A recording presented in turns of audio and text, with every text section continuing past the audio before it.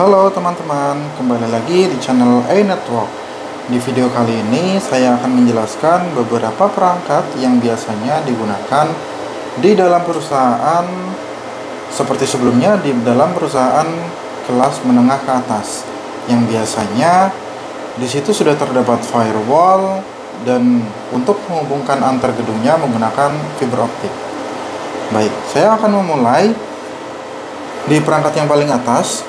Di sini ada OTB dengan merek Netfiel, dan di sini ada 3 buah port fiber optik yang terhubung untuk menghubungkan dari ruang server ini ke perangkat yang ada di gedung yang lain.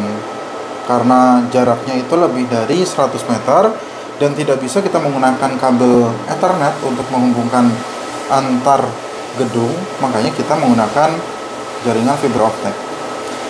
Dan di sini Netfiel ini terdapat 3 port yang sedang kita gunakan, tetapi untuk terminasinya kita menggunakan yang di sebelah sini.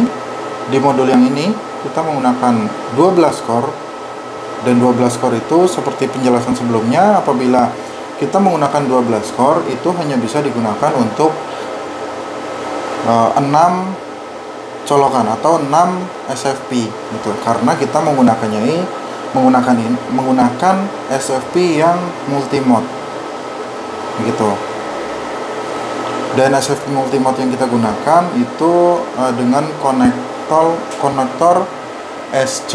Jadi kita menggunakan FO ini untuk full duplex ya. Jadi ada arah ke sana untuk mengirim, arah ke sini untuk menerima, begitu. Makanya dari 12 core itu kita menggunakan 6 yang bisa kita gunakan. Tetapi untuk yang di sebelah ini juga sama, hanya saja ini masih ada tutup-tutupnya. Kalau dilihat, ini masih ada tutup-tutupnya dan mereka semua sudah terkoneksi. Gitu. Kalau yang ini memang tutupnya nggak tahu kemana dan memang belum terkoneksi sih ini.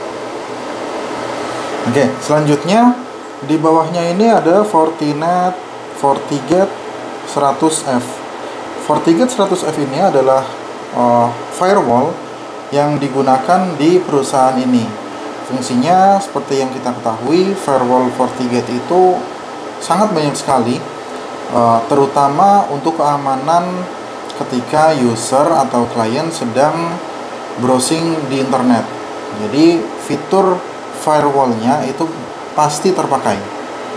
Dan kelebihan dari FortiGate ini, mereka sudah memiliki database yang selalu diupdate. Selama kita memiliki license yang aktif di dalam FortiGate ini, maka kita akan selalu mendapatkan update-update dari keamanan yang sudah mereka kumpulkan gitu. Syaratnya adalah selama license-nya aktif gitu.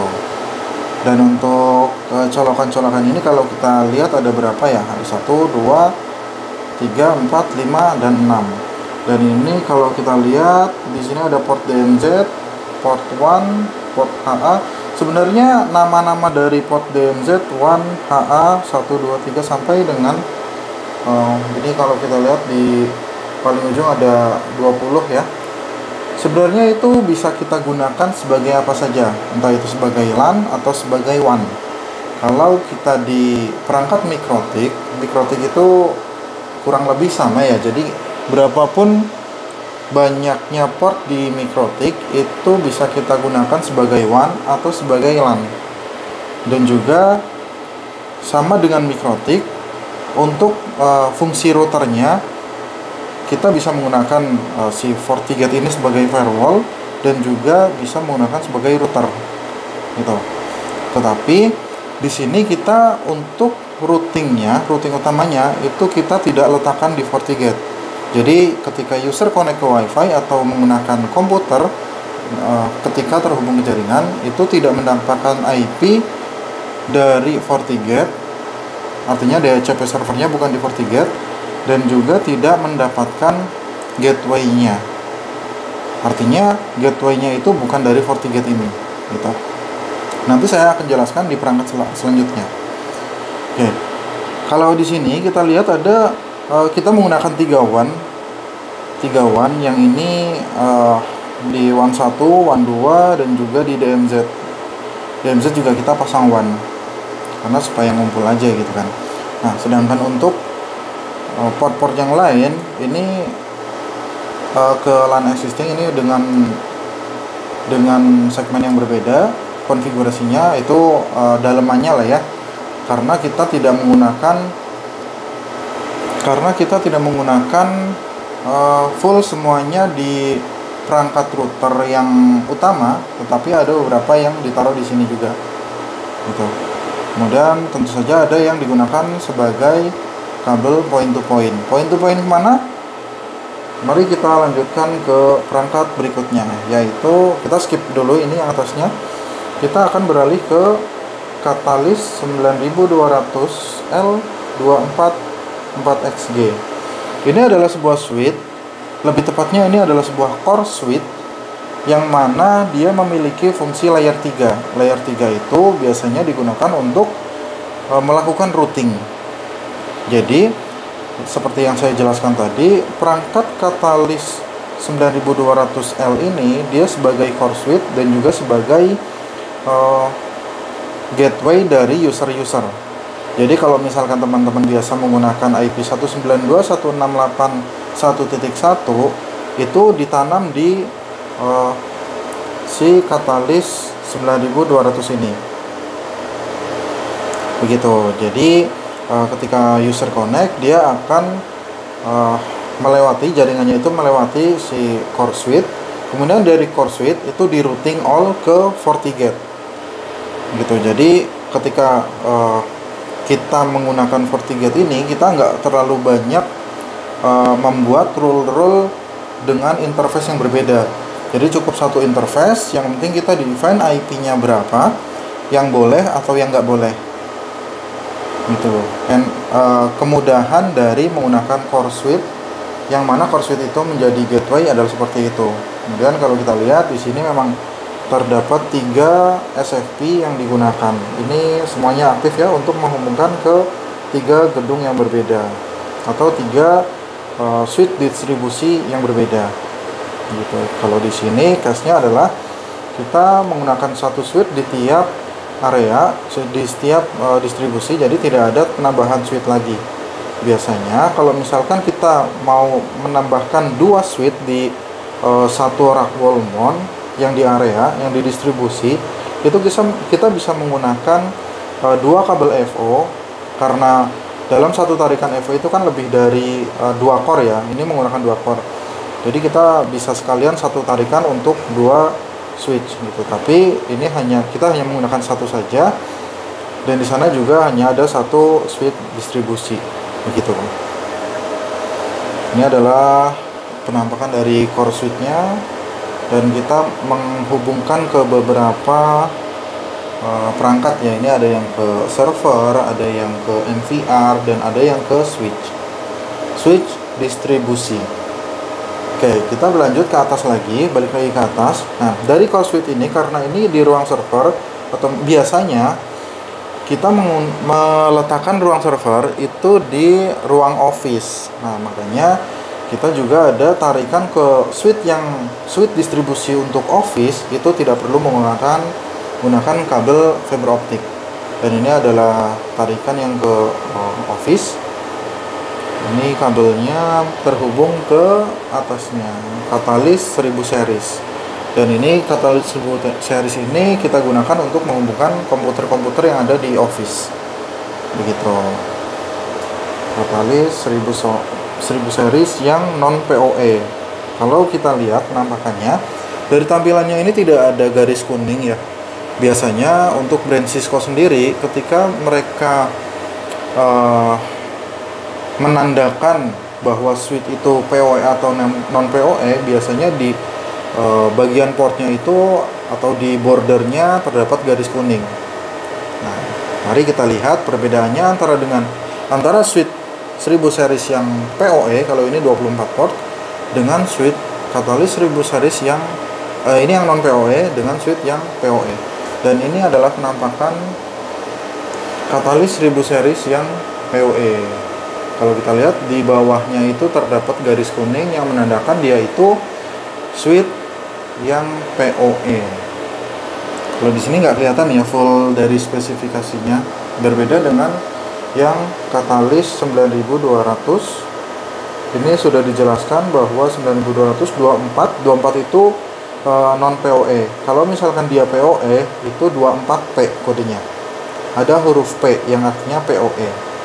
Gitu. Nah, dari sini kita terhubung dari core switch ini kita menghubungkan ke katalis 1000 series untuk koneksi LAN, dan untuk ke access point kita menghubungkan ke katalis 1000 series yang PoE.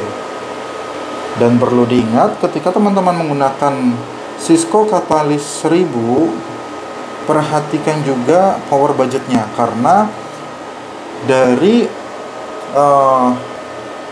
4 atau 5 ini 5 dari 8 ya, 8 port PoE ini, kalau teman-teman menggunakan access point yang 24 port atau 24 volt atau 48 volt, tentunya tidak akan bisa digunakan semuanya karena power budgetnya itu sekitar 56 watt saja. Begitu. Jadi ketika teman-teman menggunakan access point yang entah itu Ruiji atau Rakes yang biasanya mereka menggunakan 24 watt atau 24 watt ya, 24 watt sorry, maka hanya bisa menyalakan 4 access point saja untuk switch Catalyst 1000 ini. Tapi kalau misalnya teman-teman menggunakan PoE atau perangkat-perangkat PoE ataupun access point, entah itu access point atau CCTV yang mereka menggunakan wattnya kecil, entah itu 9 watt atau 12 watt, itu bisa lebih dari 4 device begitu. Oke, makanya di sini kita juga ada penambahan switch PoE yang unmanaged tentunya untuk menghubungkan, biasanya ini ke CCTV ya, ke CCTV. Ini sepertinya merek Hikvision. Nah, oke, kemudian di sini juga ada beberapa ISP yang digunakan, salah satunya Ikote. Kemudian terdapat juga modemnya di mana? Nah, ini modem yang digunakan. Ini kita menggunakan berbeda dari Telkom. Dan ini juga ada switch PoE untuk menghubungkan ke access point sepertinya ini. Karena Ruiji Reye ini tipenya ES209 GCP. Dia switch Ruiji yang PoE dan manage. Jadi kita bisa menggunakan beberapa VLAN, menghubungkan beberapa VLAN di switch ini. Karena kita sudah menggunakan beberapa VLAN ya di network ini. Tentunya ada server yang digunakan. Mengenai server yang kita pakai ini, salah satunya digunakan untuk DHCP server. Jadi kalau sebelumnya saya mention di Fortinet itu tidak ada DHCP dan tidak digunakan sebagai gateway, maka kita pecah nih. Untuk gateway-nya kita letakkan di core switch yang Catalyst 9200L ini. Dan untuk DHCP servernya kita menggunakan Windows Server. Kenapa kita menggunakan Windows Server dan tidak menggunakan fitur DHCP dari core switch? Karena dari Cisco sendiri memang kami merasa sangat sulit untuk memanage-nya ya, entah itu reservasi atau melihat listnya, itu sangat sulit. Jadi lebih mudah ketika kita menggunakan Windows Server sebagai DHCP server. Dan di sini juga sudah join domain, dan kita bisa menggunakan Active Directory, atau kita bisa menggunakan Windows Server yang digunakan untuk domain server sebagai DHCP server. Karena DHCP server itu nggak terlalu berat, jadi kita bisa menggunakan atau kita bisa nebengin di server domain seperti itu. Nah, ini adalah beberapa perangkat-perangkat yang digunakan di perusahaan kelas menengah yang sudah menggunakan firewall dan juga core switch. Biasanya kalau kita melihat ke perusahaan-perusahahan yang mungkin IT-nya kurang aware, manajemennya kurang aware ke IT, itu cuma bisa menambahkan entah itu dari modem langsung ke switchnya pun yang unmanaged, atau dari router untuk load balance dan failover menggunakan MikroTik, kemudian langsung ke switch unmanaged begitu. Tapi kalau di sini kenapa saya menggunakan bahasa kelas menengah ke atas, karena biasanya perusahaan-perusahaan yang aware ke infrastruktur IT dan orang-orang IT-nya itu cukup paham gitu ya. Biasanya juga mereka kerjasama dengan vendor untuk vendor konsultan IT untuk apa sih BOQ-nya, kebutuhannya seperti apa sih. Nah, dan biasanya dari vendor juga menawarkan ini mau yang beneran menengah ke atas, perangkat-perangkatnya enterprise semua, atau di mix dengan perangkat-perangkat yang menengah atau yang menengah ke bawah gitu ya. Nah, kalau yang di sini bisa saya katakan bahwa ini adalah perangkat yang digunakan di perusahaan kelas menengah ke atas, karena ya dari ruang server ini kita bisa lihat sini ada server, kemudian ada access point. Access-nya di sini nggak ada access point. Kita nggak memasangkan access point di sini karena memang ruangan server ini ada di sebelah ruang office, dan pastinya di ruang office itu sudah ada access point-nya. Jadi dari ruang server pun kita sudah mendapatkan jaringan WiFi gitu. Ini beberapa portnya ya. Oke, dari saya sekian dulu untuk video kali ini, dan jangan lupa subscribe dan like jika teman-teman merasa video ini bermanfaat. Sampai jumpa di video-video berikutnya. Bye bye.